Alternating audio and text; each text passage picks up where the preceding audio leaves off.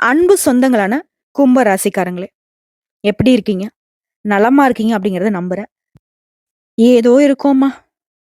கொட்டுனத அள்ள முடியாத வாழ்க்கை. எங்ககிட்ட எல்லாரும் கொட்டுறாங்க. என்ன தெரியுமா?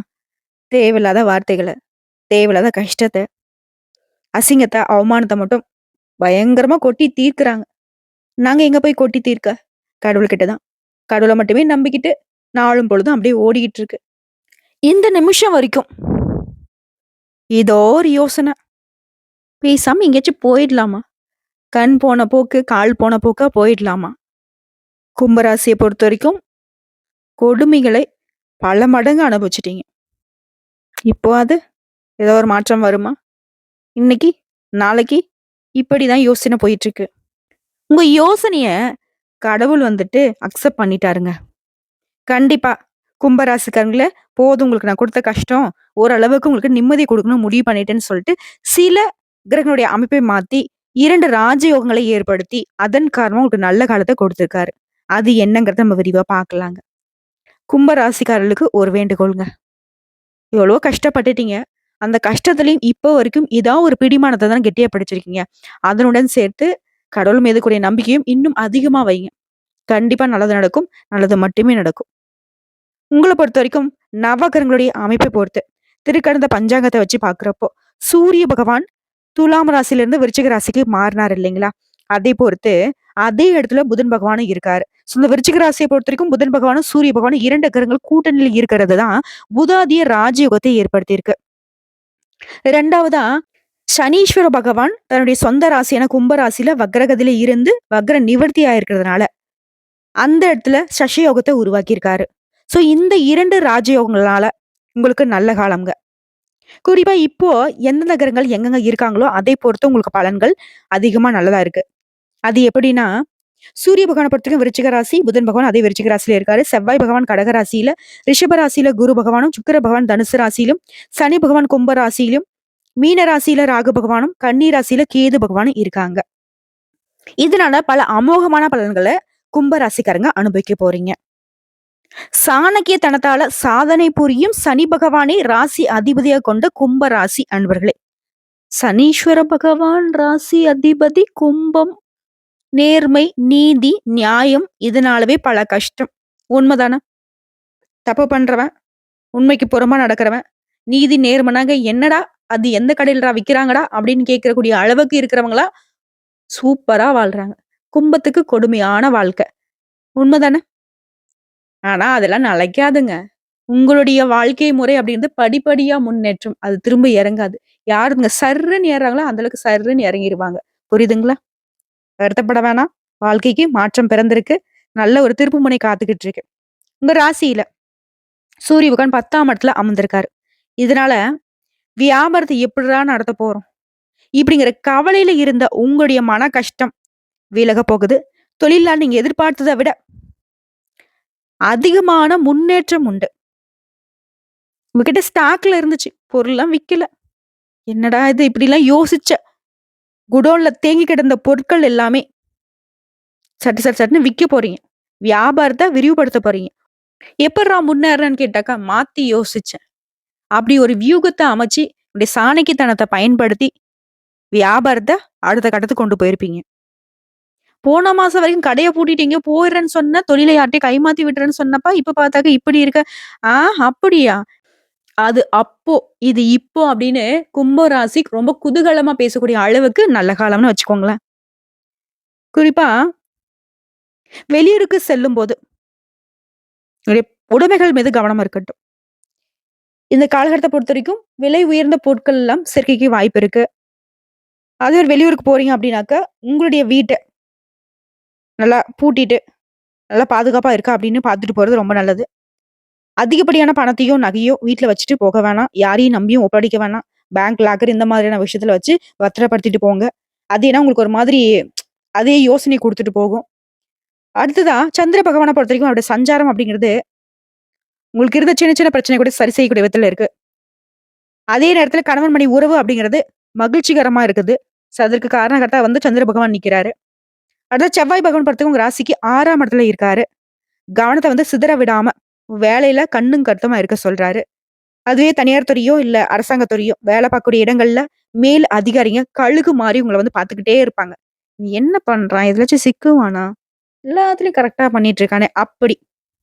ஓகேங்களா? அந்த பிக் பாஸ் ஷோல நடக்கிற மாதிரி பல கேமராக்கள வச்சு உங்கள வந்து ஜூம் பண்ணிட்டே இருப்பாங்க. எங்கேயும் சிக்கிடாதீங்க. கவனமா வேலைய பாருங்க. நேரம் கடத்தாதீங்க. குடுத்த வேலைய அவங்க சொல்றதுக்கு முன்னாடியே முடிச்சு குடுத்துருங்க. அவங்களுக்கு வாய்ப்பே குடுக்கக்கூடாது. வாய்ப்ப குடுத்து தானே அவங்க வந்து ஏதாவது நம்மள குத்தம், குறைகள் சொல்லுவாங்க. கழுகாவது, ஒண்ணாவது. தூக்கி கழுத்த முறிச்சு போடுறா அப்படின்ற அளவுக்கு உங்களுடைய செயல்பாடுகள் இருக்கணும்.